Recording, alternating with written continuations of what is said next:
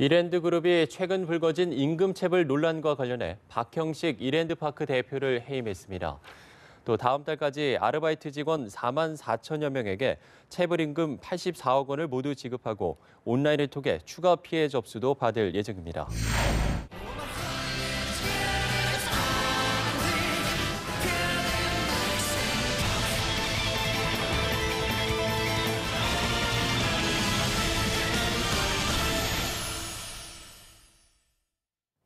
네, 국회에서 취업준비생의 인권을 위한 보호법 제정을 추진 중이라고 하는데요. 저희 잡정보센터라고 가만히 있을 수 없겠죠. 그렇죠. 국회에 취준생 인권보호법을 위한 움직임이 있다면 그렇습니다. 저희 잡정보센터에서는 취준생들의 인권을 지키는 방법을 알려드립니다.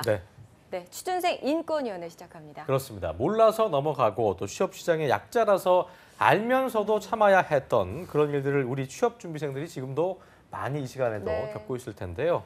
이 코너를 통해서 많은 분들이 자기 권리를 좀 당당하게 지킬 수 있길 기대해 보겠습니다. 네, 그러면 오늘 취준생 인권위원회 함께 하실 두 분 소개해드리겠습니다. 네. 송진원 쌤과 임현준 쌤 모셨습니다. 어서 오십시오. 네. 안녕하세요. 반갑습니다. 네, 그리고 오늘 도움 주실 조서연 아나운서도 모셨습니다. 고맙습니다. 어서 오세요. 안녕하세요. 예. 네. 자, 송쌤 보니까 취준생 인권위원장을 맡으셨군요. 아주 어깨가 무거우시겠습니까? 무거우시겠습니다. 네, 자격이 좀 무겁습니다. 무거우시겠습니까? 예, 됩니까? 네. 예. 머리 네. 스타일 좀 바뀌었고요. 예. 네네, 어떻게 하셨습니까? 오. 일단은 저는 위원장같이. 지금 위원장을 좀 자처해서 했는데 제가 이제 대기업을 다니기도 했고 노무법인을 다니기도 했고 이제 네네. 하다 보니까 대부분 이제 기업의 입장에서 좀 제가 대변을 했었죠. 네. 근데 너무 이제 취업준비생의 사회적 의리되는 현상 이런 것들을 좀 타파하고자 제가 조금 자기소개서 봐주고 면접 봐주고도 중요하지만 이제 구조적으로 좀 바꿔보자라는 마음을 갖고 좀 나왔습니다. 아, 네. 굉장히 뭐 결의에 그러니까 예. 실제로 또 노무법인에서 일을 그렇습니다. 하셨기 때문에 네. 기대가 됩니다. 예. 자, 임현준 쌤은 취준생위원회에서 어떤 역할 맡고 계시나요? 네, 저 역시 이제 노조가 없는 CJ 출신이긴 한데 예. 제가 회사에 다녔을 당시에는 옳은 걸 옳다고 이제 말씀을 잘 못 드렸었어요. 네. 하지만 이제 지금 이 자리에서는 취준생들의 인권을 위해서 옳은 건 옳다, 또 지켜야 될 거는 지켜야 된다고 강력히 말씀드리기 위해서 나왔습니다. 그래요. 알겠습니다. 자, 자, 그렇다면 그러면 예. 네, 취준생 인권위원회 첫 번째 사건 어떤 건지 알아볼까요? 네, 제가 소개해드리겠습니다. 작년이었죠. 국회 국정감사에서 환경노동위원회 이정미 의원이 이랜드파크의 임금 체불 사실을 공개를 하면서 크게 이슈가 됐던 이랜드 임금 체불 사건입니다. 예. 이랜드파크 측은 10분 스탠바이 그리고 10분 꺾기 등의 각종 편법으로 비정규직과 또 정규직 사원들의 임금을 체불한 사실이 밝혀졌습니다. 이후 엄청난 사회적 논란을 불러일으키면서 이랜드 측은 이 사건에 대한 대처법들을 내놨는데요. 예. 올해 3월부터 1년 미만 입사자와 또 2, 3년 연속 근로자 4만 3천 명에게 189억 원의 체불임금을 지급을 했고요. 예. 또 계약직 1,000명을 정규직으로 전환하는 등 5대 혁신 방안을 발표했습니다. 여기에 근로감독센터를 신설하는 등 조직 문화 혁신을 위한 움직임을 보이고 있습니다. 그래요. 저도 이 사건을 보도했기 잠시만요. 때문에 아, 하라고 하셨습니다. 오늘 꼭 치라고 하셔서 잘 들으셨죠? 많은 걸 준비했네요. 예. 아주 당황했습니다. 저도 이 사건을 보도했던 기억이 나기 때문에 좀 기억이 납니다만 사건이 지금은 어느 정도 정리가 됐는데도 사실은 정확하게 어떤 점이 문제였는지 잘 모르시는 분들이 있을 거기 때문에요. 네. 이게 뭐 노동인권이란 게 그냥 어떤 최저시급 정도만 우리만 알고 있기 때문에 진원 쌤께서 좀 짚어주시죠. 예. 네, 맞습니다. 지금 이 순간에도 사실 아르바이트생들도 근로기준법을 보고서 그거에 맞춘 근로계약서를 작성해야 된다 이런 걸 모르고 있죠. 특히나 이제 취업준비생을 위해서 이것들이 필요한 이유가 취업준비생들은 장기적으로 일을 못하기 때문에 이제 사업주한테 외면을 당하기도 하고 예. 또 사실은 경력이 없죠. 그래서 지금 사각지대에 좀 있습니다. 그래서 이런 분들을 좀 해결해주고자 지금 문제가 좀 시급한 것 같습니다. 그렇군요. 네.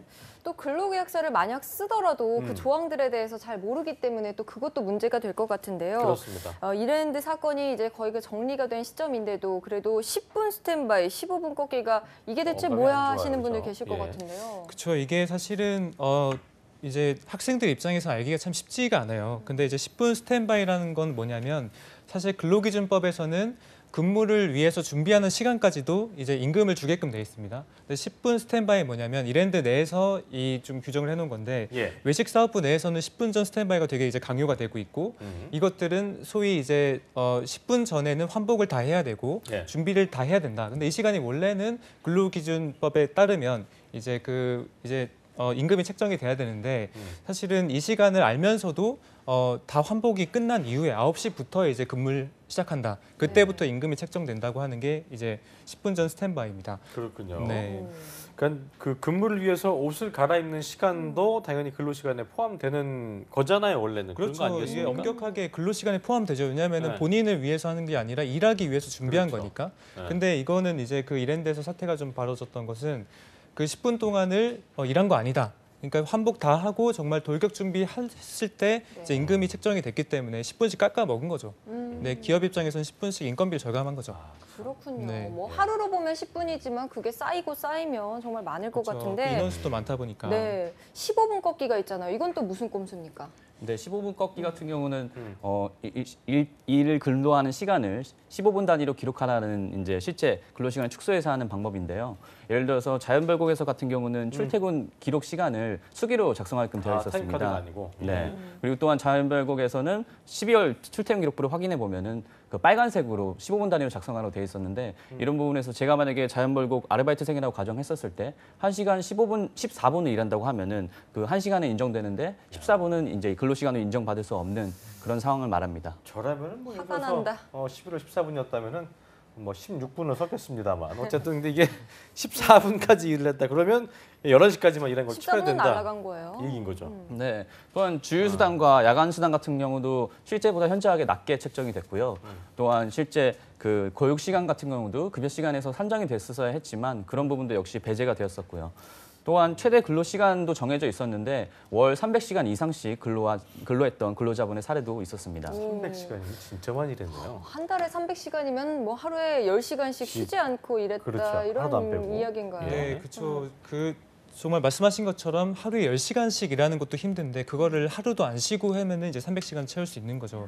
이게 이제 법적으로는 절대 이게 가능할 수가 없는 수치고 그다음에 지금 이랜드가 먹인 것을 보면은 연차 휴가는 보통은 1년 미만일 경우에는 한 달 정도 근무하면 하루 쉴 수 있게끔 돼 있습니다.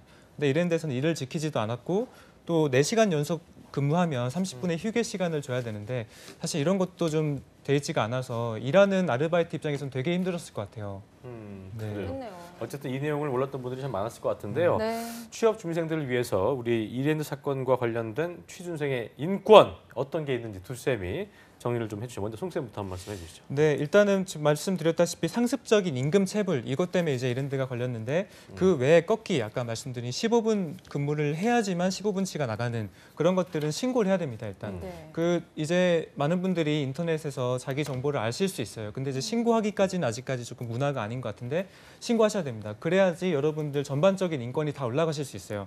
그 취업 준비생이라면은 시간 요즘에 뭐 전자 민원으로 다 신고 가능하니까 네. 신고를 하셔야 될 것 같고 둘째 한 달 정도 본인이 근무했다고 하면은 한 달에 이제 그 1일 정도의 연차 휴가는 유급으로 쥐어집니다. 그러니까 쉬어도 돈이 나가는 거죠. 그래서 만약에 사업주가 본인은 그런 거 안 된다라고 하면은 철저하게 말씀해 보시고 말이 안 그건 통한다면 법적으로 잘못된 부분이기 그렇죠. 때문에. 네, 신고하셔야 됩니다. 그렇군요. 알겠습니다. 신고하셔야 됩니다.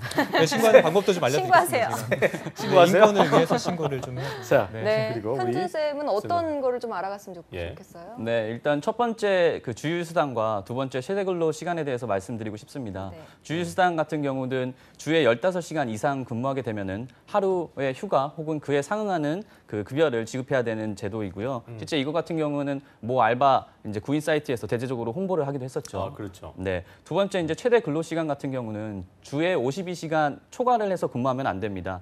그래서 이런 부분이 만약에 어긴다고 하면은 회사 같은 경우는 형사처벌까지도 당할 수 있는 상황이기 때문에 꼭 알고 가셨으면 좋겠습니다. 그렇군요. 오, 알겠습니다. 역시 자, 처벌이라는 그렇다면 건 무섭네요. 예. 형사처벌입니다. 자, 그렇다면 임금 체불에 관련해서 어떤 처벌을 받게 되는지도 궁금합니다. 그렇죠. 이제 근로기준법이 이게 이제 어기면 사업자 입장에서는 형사처벌이 가능한 벌이에요. 되게 이제 네. 무서운 벌이죠, 소위. 그래서 일단은 뭐 신고를 하라고 말씀드리긴 했는데 현실적으로는 일단은 사업주하고 얘기를 통해 가지고 진짜 어렵죠. 신고한다는 게 말이 그렇죠, 그렇지만 맞습니다. 있는 동안은 그래서 쉽지 먼저는 않죠. 예. 일단은 어쨌든 신고하게 되면 어쨌든 뭐 서로 좋지 않은 관계가 있기 때문에 그렇죠. 먼저 한번 권리를 주장을 하는 거죠. 주장만 해서 내가 이런 권리가 있는데 왜 안 주시냐라고 했을 때 그쪽에서 이제 비이성적으로 나온다면은 그때는 신고하면 되는데 신고가 이전처럼 뭐 가가지고 서류 작성하고 어렵지 않아요. 그냥 전자민원으로 신고하면 어렵지 않습니다. 그래서 일단은 권리를 주장하시는 게 첫 번째. 그다음 그 전에 알으셔야겠죠. 저희가 이제 알려드리는 방송이고 그래서 그거를 나중에는 어쨌든 서로 불화가 안 생기게 좀 자기가 지혜롭게 대처하는 게 좀 필요할 것 같네요. 네. 직접 뭐 가서 서류 작성하지 않아도 전자민원으로 간단하게 그렇죠. 네. 신청이 그러니까 이제 가능하다는 처벌을 받게 말씀입니다. 되면 어느 정도 수위인 거예요? 아까 이제 이게 예. 이제 근로기준법에서 임금 체불은 되게 이제 안 좋은 정도로 형벌로 내어져서 보통 뭐 5년 이하의 징역이라든지 네. 아니면은 벌금이 최소 2천만 원 이상 2천만 뭐 이런 이상. 것들이 좀 나옵니다. 예. 그 네. 벌금 내실 바에 돈을 주신 게 좋을 것 그럼요. 같은데. 그런 생각이 들긴 그러니까요. 합니다만. 그래요. 그런데 궁금한 게 신고를 하면 그러면 정말 다 뭐 밀린 임금 받을 수 있는 거예요? 저도 그랬으면 좋겠는데 네. 일단 지금 현재까지 2016년도 11월까지 임금 체불액의 총액이 약 1조 3천억 원 정도 1조 됩니다. 3천억이요? 네. 또한 이제 임금 체불 같은 경우 제대 수단이 있긴 한데 이게 실제적으로 실효성이 있는지 의문이 제기되고 있는 상황이고요. 예. 또한 상습적 체불 임금 같은 경우는 근로자들의 손해를 배상하는 수단이 명확하게 마련돼 있지 않아서 이런 부분에서 권리를 구제하기 어렵다는 얘기들이 나오고 있습니다. 송 쌤은 어떻게 생각하세요? 그러니까 이게 사실은 사업주 입장에서 이걸 안 지키는 이유가 몰라서 안 지키는 경우도 있지만 이 학생들이 모르기 때문에 그러니까 모르니까 그냥 넘어가야지 이러면서 인건비를 아낄 수 있기 때문에 사실 안 지키는 게 되게 많아요. 그래서 일단은 내 권리만 좀 잘 알고 있고 이걸 주장을 한다면 어느 정도 좀 뭐 임금 체불액이라든지 그런 것들 충분히 줄일 수 있습니다. 그래요. 내 권리 아는 게 먼저예요. 그래서. 어쨌든 권리를 안다는 건 그만큼 네. 본인도 관심을 갖고 있어야 되기 때문에 이런 부분에 대해서 좀 더 관심을 가지시면 좋을 것 같고요. 네. 임금을 진짜로 지불할 여력이 안 돼서 야 우리가 너무 힘들다. 같이 좀 일해주면 나중에 우리가 잘해줄게. 이런 게 아니라 회사가 파산하는 것도 아니고 이 회사는 큰 회사인데 저 자연보험 좋아하거든요. 네. 네, 그 일 잘 안 갔어요 제가. 네. 예. 근데 다은병도 예. 좋아하시죠? 저 좋아하죠. 네, 근데 회식할 때도 자주 이랜드 가시고. 같은 경우는 다 알만한 분들이 고의적으로 또 경영이 어려운 것도 아님에도 불구하고 이렇게 했던 사실 좀 씁쓸한 건데 맞아요. 어쨌든 근로자가 일하고 싶은 어떤 환경이 돼야 기업도 이익이 많이 날 텐데 요즘 보니까 그 윤리 경영이 또 기업 경영의 중요한 부분이지 않겠습니까? 예. 네, 맞습니다. 윤리 경영 같은 경우 이제 회사의 인재상이라든지 홈페이지 가면 쉽게 그렇죠. 지원생분들이 확인할 수 있는데요. 역시 회사에서도 이거를 당당하게 홈페이지에서 공시하려면은 그 부분을 명확히 맞아요. 지켜줘야 될 것 같습니다. 진원쌤도 한 말씀 해주시고 마무리 짓겠습니다. 네, 윤리 경영은 이제는 이 기업의 재무적인 수치와도 좀 연관이 돼 있어요. 그래서 만약에 이런 것들이 터지면은 사실 저도 애슐리를 좋아했는데 안 가게 되죠, 사실. 애슐리 아무리 그러셨군요. 맛있어도. 그럼요. 예. 비용 좀 어쨌든 애슐리가 맞아요. 합리적인 가격에 네. 뭔가 할 수 있는데 합리적인 가격이 이제 애들 돈으로 인해서 이제 근로자들을 나왔다. 착취한 걸로 나온다면 그렇죠. 이제 그런 안 것 때문에 되는 안 가게 되는 거죠. 이제 그래서 좀 경각심을 갖고 예. 기업들도 좀 바뀌었으면 좋겠습니다. 알겠습니다. 네. 자, 아는 것이 힘이다란 말 있습니다. 그렇습니다. 오늘 좋은 정보 많이 예. 알아가셨으면 좋겠습니다. 네. 자, 오늘 함께해 주신 세 분 고맙습니다. 고맙습니다. 고맙습니다. 감사합니다. 한국직업방송